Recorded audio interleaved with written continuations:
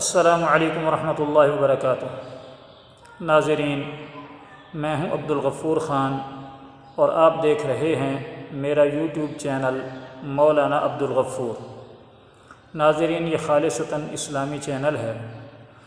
اگر آپ نے ابھی تک اس چینل کو سبسکرائب نہیں کیا تو برائے مہربانی چینل کو سبسکرائب کر دیجیے، اور ویڈیو پسند آئے تو لائک بھی کر دیجیے، اور دعوت اور تبلیغ کی نیت سے آگے بھی شیئر کر دیجیے، چاہے ویڈیو کا لنک شیئر کر دیں یا چینل کا لنک شیئر کر دیں۔ اور اگر آپ کو چینل پر یا ویڈیو پر کوئی تبصرہ کرنا ہو، رائے دینا ہو، تو اپنی رائے کا اظہار بھی کمنٹ میں کر دیجیے۔ جزاکم اللہ خیر۔ آتے ہیں آج کی ویڈیو کی طرف۔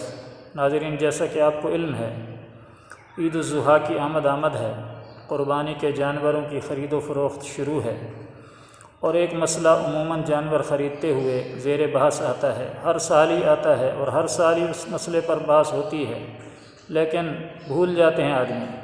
وہ مسئلہ یہ ہے کہ جو قربانی کے لیے جو جانور ہے اس کی عمر شرط ہے یا اس کا دندہ ہونا شرط ہے۔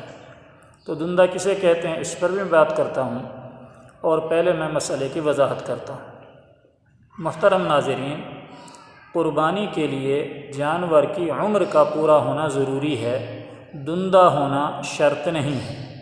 یعنی اگر بکرا بکری ہے تو اس کی عمر کا 1 سال پورا ہونا ضروری ہے۔ اگر 1 سال سے 1 دن بھی کم ہے تو اس کی قربانی جائز نہیں ہوگی۔ اور بڑا جانور ہے، گائے ہے، بیل ہے، بھینس ہے، بھینسا ہے، تو گائے بیل میں جانور کی عمر کا 2 سال پورا ہونا ضروری ہے۔ اگر 2 سال سے 1 دن بھی کم ہے تو قربانی جائز نہیں ہوگی۔ اسی طرح اونٹ اور اونٹنی میں اس کی عمر کا 5 سال پورا ہونا شرط ہے۔ 5 سال سے 1 دن بھی کم ہوگا تو قربانی جائز نہیں ہوگی۔ مختصر یہ کہ ان جانوروں میں عمر کا پورا ہونا ضروری ہے، دندہ ہونا ضروری نہیں ہے۔ اگر عمر پوری ہے اور اس کا یقین ہے کہ عمر اس کی پوری ہے تو اگرچہ وہ دندہ نہ ہوا ہو تو قربانی جائز ہوگی۔ اور اگر جانور دندہ ہو گیا ہے اور عمر اس کی پوری نہیں ہوئی، یا اس کو زبردستی دندہ بنا لیا گیا ہے لیکن عمر اس کی پوری نہیں ہوئی، بکرا بکری کی عمر 1 سال پوری نہیں ہوئی، اور گائے بیل بھینس کی عمر 2 سال پوری نہیں ہوئی لیکن دندہ کر لیا اس کو یا دندہ ہو گیا، اونٹ کی عمر 5 سال پوری نہیں ہوئی، تو عمر اگر پوری نہیں ہے اگرچہ دندہ ہو تو قربانی جائز نہیں ہوگی۔ مختصر یہ کہ ان جانوروں میں عمر کا پورا ہونا شرط ہے، دندہ ہونا شرط نہیں ہے۔ ایک مسئلہ تو واضح ہو گیا۔ اب آتے ہیں اسی مسئلے کے اصل جز کی طرف کہ دندہ کہتے کسے ہیں۔ تو محترم، یہ الفاظ ہیں، کچھ مخصوص اصطلاحیں ہیں جو جانوروں کا کاروبار کرتے ہیں، جانوروں کی خرید و فروخت کرتے ہیں، جانوروں کے بیوپاری ہوتے ہیں، تو ان کے ہاں یہ الفاظ استعمال ہوتے ہیں: کھیرا، پکا کھیرا، دوندا، چوگا، چھگا، اور اس کے بعد بھی اٹھا بھی استعمال ہوتا ہے۔ تو یہ ان کی اصطلاح ہے۔ اور جو اردو سپیکنگ حضرات ہیں وہ دوندا کو 2 دانت کہہ دیتے ہیں اور چوگا کو 4 دانت کہہ دیتے ہیں۔ اب ہر ایک کی میں مختصراً تشریح کر دیتا ہوں تاکہ آپ کو سمجھنے میں آسانی ہو۔ کھیرا کسے کہتے ہیں، پہلے تو یہ سمجھ لیں، جس طرح ہمارے بچے ہوتے ہیں، آدمی کے انسان کا بچہ ہوتا ہے تو اس کے جو دانت ہوتے ہیں وہ ایک دودھ کے دانت ہوتے ہیں، اور وہ دودھ کے دانت گر جاتے ہیں تو اس کے بعد اصل دانت آتے ہیں۔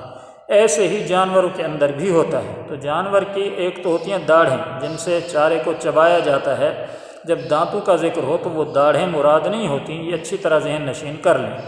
جب جانوروں کے دانتوں کا ذکر ہو تو اس سے مراد صرف سامنے والے دانت ہوتے ہیں، جو کہ عموماً 8 ہوتے ہیں۔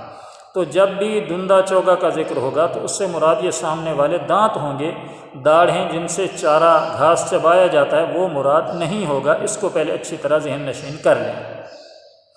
تو کھیرا کسے کہتے ہیں؟ کھیرا وہ جانور ہے کہ جس کے سامنے والے دانت بالکل برابر ہوں، صحیح سالم ہوں، سارے دودھ کے دانت ہوں، ان میں سے کوئی ایک بھی نہ گرا ہو، اس کو کہتے ہیں کھیرا۔ اور اس کے بعد لفظ آتا ہے پکا کھیرا۔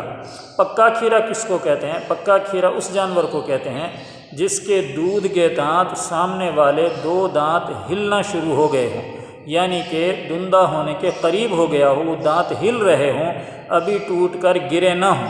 اور یہ بھی ذہن میں رکھیں کہ نیچے سے اصل دانت نکلتے ہیں تو پھر وہ دودھ والے دانت گرنا شروع ہو جاتے ہیں۔